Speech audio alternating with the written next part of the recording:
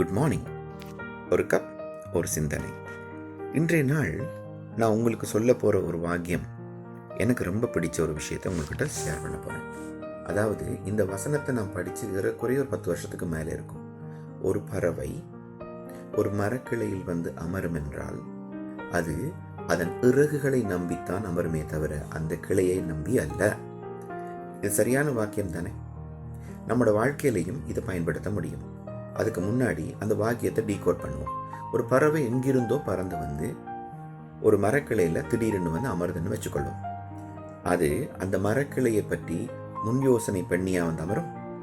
இந்த மரக்கிளை பாதுகாப்பானதா, முறிந்து போகுமா, என்னை தாங்கும் வலு உள்ளதா, இதெல்லாம் அது யோசிக்காது. அதுக்கு இருக்கக்கூடிய ஒரே ஒரு நம்பிக்கை, இது நடந்தாலும் என்னிடம் இருக்கும் அந்த இறகுகள் என்னை காப்பாற்றும். இந்த நம்பிக்கையின் அடிப்படையில் தான் ஒவ்வொரு பறவையும் பறந்து வந்து நினைத்த இடத்துல வந்து அமருது. அதுபோல மனிதராகிய எங்களுக்கு இருக்கக்கூடிய பறவை என்ன தெரியுமா? நம்மகிட்ட இருக்கக்கூடிய ஆற்றல். இங்க இருக்கக்கூடிய ஒவ்வொருத்தருக்கும், என்னையும் சேர்த்து சொல்றேன், இந்த பிரபஞ்சத்தில் வாழக்கூடிய, இந்த உலகத்தில் வாழக்கூடிய அனைத்து மனிதர்களிடையும் ஆண்டவன் ஒரு திறமையை ஒளித்து வைத்து அனுப்பியுள்ளான். ஆனா நாங்க என்ன பண்றோம் தெரியுமா? காப்பி கேட் பண்றோம். இன்னொருத்தரை போல வாழ்வதற்கு முயற்சி எடுக்கிறோம், அல்லது இன்னொருத்தரோட கம்பேர் பண்ணி வாழ பழகிறோம். அது அவருடைய ஆற்றல். சில பேர் அந்த ஆற்றல்ல 50%, 25%, ஏன் 75% வரைக்கும் போயிட்டு அதோட நிறுத்திடுவாங்க. ஆனா உண்மையான 100% அச்சீவ் பண்றதுக்கு அவர்கிட்டே ஒரு ஆற்றல் இருக்கும். ஆனா அந்த ஆற்றலை அவர்கள் வளர்த்து கொள்ளவும் மாட்டாங்க. ஈவன் மரணிக்கும் தேதி வரைக்கும் கன்சிடர் பண்ணவே மாட்டாங்க. அப்போ நான் என்ன சொல்ல வாரேன்னா, இங்க இருக்கக்கூடிய ஒவ்வொரு மனிதனுக்குள்ளேயும் ஆண்டவன் ஒரு திறமையை ஒளித்து வைத்து தான் அனுப்பியுள்ளான். அதை மறந்துடாதீங்க. இங்க திறமை இல்லாதவர்கள் என்று இந்த உலகத்துல யாருமே கிடையாது. ஆனால் நாம செய்யற தப்பு என்ன? நம்ம கிட்ட ஏதோ ஒன்று இருக்கும், ஒரு டேலண்ட் இருக்கும், அதை நாம யோசிக்கிறதே இல்லை. சில பேர் நினைக்கிறாங்க ஆசை தான் டேலண்ட் ஆகும். நோ, ஆசை ஒன்றை தூண்டும், ஆனா டேலண்ட் என்பது உங்களை வளர்க்கும். புரியுதா நான் சொல்றது? நம்ம சச்சின் டெண்டுல்கரையும் கங்குலியையும் பார்த்து வளர்ந்தாக்கள். நாங்கள் 90s. இப்போ இருக்கிற மாதிரி விராட் கோலியை பார்த்தோ அல்லது தோனியை பார்த்தோ வளர்ந்த பிள்ளைகளும் இருக்காங்க.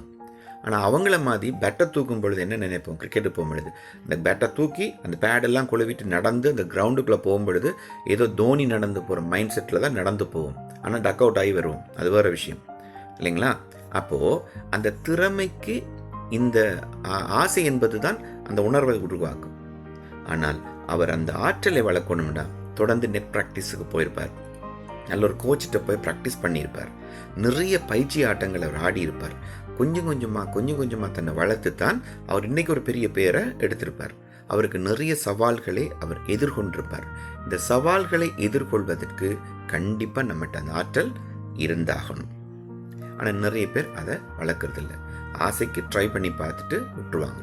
ஆனால் இந்த மாதிரி ஒரு ஆசைக்காக ஒன்றை முயற்சி எடுக்கிறதும், அந்த ஆசைக்காக அந்த முயற்சியை செய்து பார்க்கறதும், தனக்குத்தானே ஒரு எண்ணத்தை உருவாக்கி கொண்டு நான் அப்படித்தான் நினைக்கிறதும் தப்பு. ஆனால் உண்மையிலேயே ஒவ்வொருத்தருக்குள்ளே ஒரு ஆற்றல் இருக்கு. இது கூட எனக்கு நான் என்ன யோசிச்சேன்னா, நான் ஒரு சமீபத்தில் இங்கிலாந்து வர்றதுக்கு முன்னாடி வரைக்கும் நிறைய பேருக்கு கவுன்சிலிங் பண்ணுவேன். அதாவது மாணவ பருவத்தில் இருக்கிற ஆட்கள் தான் அதிகமாக என்னோட பேசுவாங்க. அவங்களுக்கு தான் நான் கூடுதலாக கவுன்சிலிங் பண்ணுவேன். ஏன்னா ஃபேமிலி இஷ்யூஸுக்குள்ளே நான் போகிறது கிடையாது. பட் கல்வியில் தோற்று போகிறவர்கள், கல்வி கற்க முடியாதவர்கள், அல்லது கல்வியின் மேல் நாட்டம் குறைந்த குழந்தைகளுடைய பெற்றோர் என்னோட பேச வைப்பாங்க. அது இன்றைக்கும் நான் ஓவர் த ஃபோன், வாட்ஸ்அப்பில் ஃப்ரீயாக என்னால் முடிந்தவர்களுக்கு நான் ஹெல்ப் பண்ணிட்டு தான் இருக்கேன். அவங்களுடைய ப்ராப்ளத்தை அனலைஸ் பண்ணி அந்த ப்ராப்ளத்துக்கு சின்ன ப்ராக்டிஸ் கொடுத்து அந்த ப்ராப்ளத்துலேருந்து வெளியில் வரக்கூடிய மாதிரி சில நடவடிக்கைகளை நான் சொல்லிக் கொடுக்குறேன். இதில் ரொம்ப பின்தங்கினவர்கள நிறைய நல்ல பெறுவர் எடுத்து ஜெயிச்சிருக்கிறாங்க. அதில் எனக்கு ரொம்ப சந்தோஷம். அந்த ஒவ்வொரு குழந்தைகளுடைய வெற்றியையும் நான் என்னுடைய குழந்தையோட வெற்றி மாதிரி நான் யோசிக்கிறபடியால் நான் அவர்களுக்கு அந்த கைட்லைனை பண்ணிகிட்ருக்கேன். பட் இது எங்கே தொடங்கிடுச்சுன்னா, நான் முன்னாடி சொன்ன மாதிரி நான் ஒரு இன்சூரன்ஸ் கம்பெனியில் ஒரு நல்ல ஒரு ட்ரெயினராக தான் என்னுடைய லைஃப்பை நான் கொண்டு போய்கிட்டு இருந்தேன். என்னதான் மேனேஜர் கிரேட்டில் இருந்தாலும் ட்ரைனிங் நான் தான் பண்ணுவேன். எல்லாருக்கும், புதுசாக வர எல்லாருக்கும் நான் தான் சொல்லிக் கொடுப்பேன்.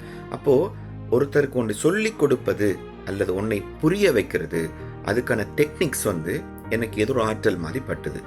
அதன் வெளிப்பாடு அல்லது அடுத்த வேர்ஷன் தான் இந்த கவுன்சிலிங் மெத்தட், அது இன்னொரு வெர்ஷன் தான் நான் இப்போ உங்க கூட பேசிகிட்டு இருக்கேன். விளங்குதா? அப்போ இது எப்படி வந்துன்னா, முன்னாடி நான் எடுத்துக்கிட்ட ஒரு பயிற்சி தான். இப்போ உங்ககிட்டையும் ஒரு ஆற்றல் கண்டிப்பாக இருக்குது. சரியா? மீண்டும் சொல்கிறேன்.